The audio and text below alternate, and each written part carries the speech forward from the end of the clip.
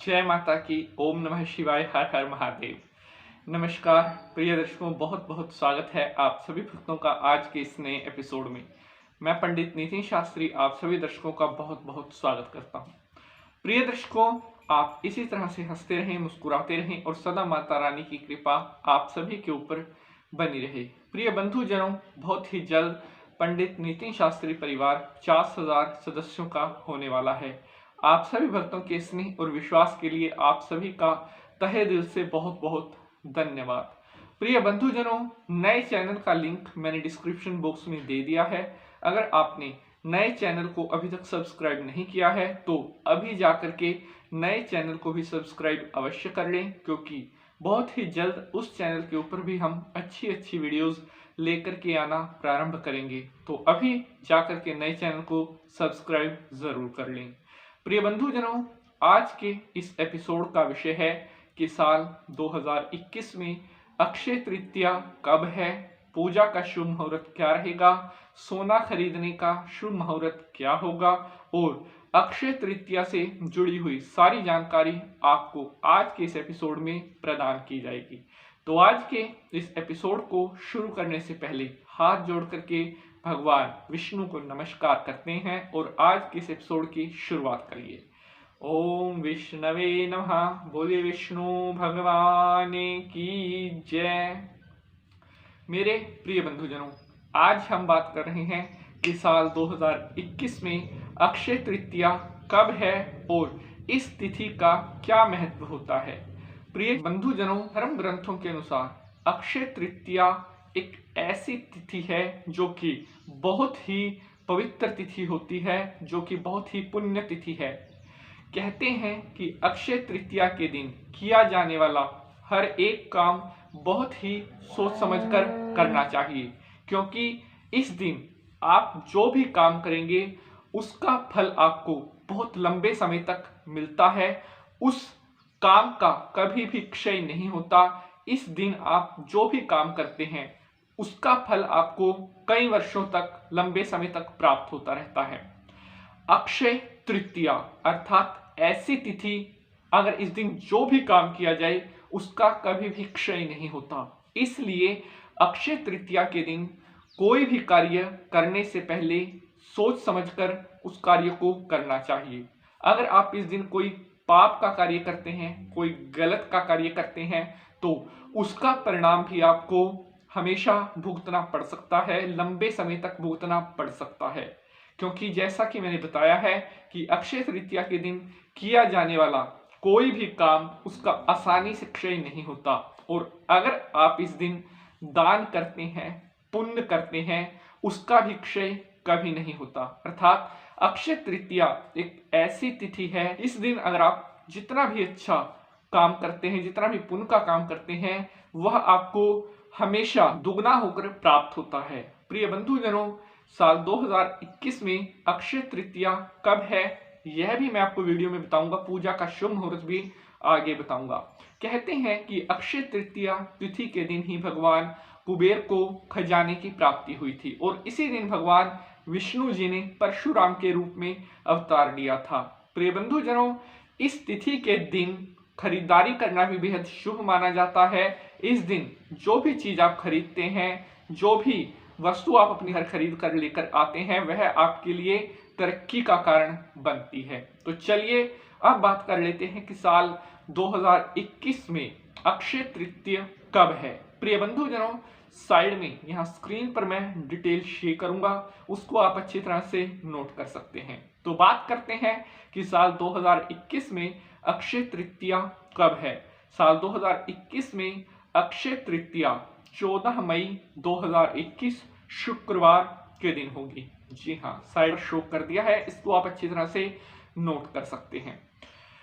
पूजा का शुभ मुहूर्त रहेगा 14 मई को सुबह 5:39 से और दोपहर के 12:17 तक। यह अक्षय तृतीया के दिन पूजा का शुभ मुहूर्त होगा। साथ साथ में यहाँ स्क्रीन पर मैं डिटेल भी शो कर रहा हूं, इसको भी आप अच्छी तरह से नोट करते रहना। पूजा की जो कुल अवधि होगी वो लगभग 7 घंटे और 18 मिनट के आसपास होगी। प्रिय बंधुजनों, अब बात करते हैं कि तृतीया तिथि प्रारंभ कब होगी। तो तृतीया तिथि प्रारंभ होगी 14 मई के दिन सुबह 5:38 पर और तृतीया तिथि समाप्त होगी 15 मई को 7:59 पर। जी हाँ प्रिय बंधुजनों, अगर हम बात करते हैं कि सोना खरीदने का शुभ मुहूर्त क्या रहेगा, तो अक्षय तृतीया के दिन सोना खरीदने का शुभ मुहूर्त रहेगा 14 मई को सुबह 5:58 से लेकर के 1:32 तक। इस दौरान आप सोने की खरीदारी कर सकते हैं, यह शुभ मुहूर्त रहेगा। प्रिय साथियों, अब बात करते हैं कि अक्षय तृतीया के दिन किस प्रकार से पूजा करनी चाहिए, किस देवी देवता की पूजा करनी चाहिए। तो प्रिय बंधुजनों, अक्षय तृतीया के दिन विष्णु भगवान और लक्ष्मी माता की पूजा करना विशेष फलदायी होता है। कहते हैं कि इस दिन विष्णु भगवान और लक्ष्मी माता की पूजा करने से आपके परिवार में कभी भी दरिद्रता नहीं आती, आपके परिवार में कभी निर्धनता नहीं आती और सदैव आपको माता महालक्ष्मी और विष्णु भगवान की कृपा की प्राप्ति होती रहती है। तो चलिए अब बात करते हैं कि अक्षय तृतीया के दिन किस प्रकार से पूजा विधि क्या रहती है। सुबह जल्दी उठ करके स्नान करें और स्नान करने के पश्चात शुद्ध वस्त्र धारण करने के बाद आपने अपने घर में किसी पवित्र जगह पर, किसी साफ जगह पर एक लकड़ी की चौकी बिछानी है। उसके ऊपर आपने एक साफ वस्त्र डाल देना है और अब उस लकड़ी की चौकी पर आपने विष्णु भगवान और लक्ष्मी माता की फोटो को रख देना है। अब वहां पर आपने एक शुद्ध घी का दिया लगा देना है और वहां पर बैठ करके आपने भगवान विष्णु और लक्ष्मी माता की सच्चे मन से पूजा करनी है, आराधना करनी है।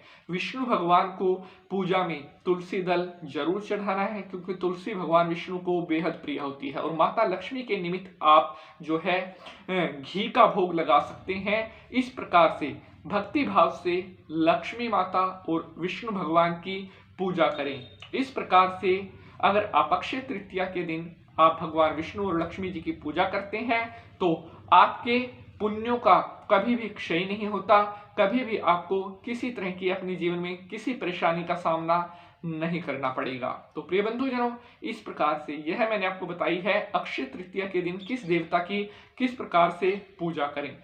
अब बात करते हैं कि क्या अक्षय तृतीया के दिन विवाह करना शुभ होता है।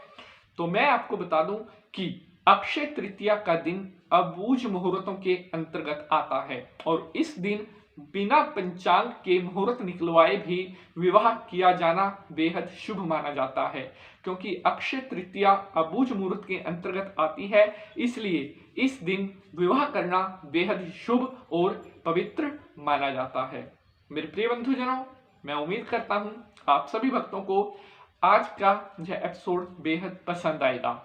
अगर आज के इस एपिसोड से जुड़ा हुआ आपका किसी भी तरह का कोई प्रश्न है जो आप हमसे पूछना चाहते हैं, तो आप कमेंट बॉक्स के माध्यम से अपना प्रश्न हमसे पूछ सकते हैं। प्रिय बंधुजनों, आज के एपिसोड के लिए बस इतना ही। अगले एपिसोड में किसी नए विषय के साथ मुलाकात होगी।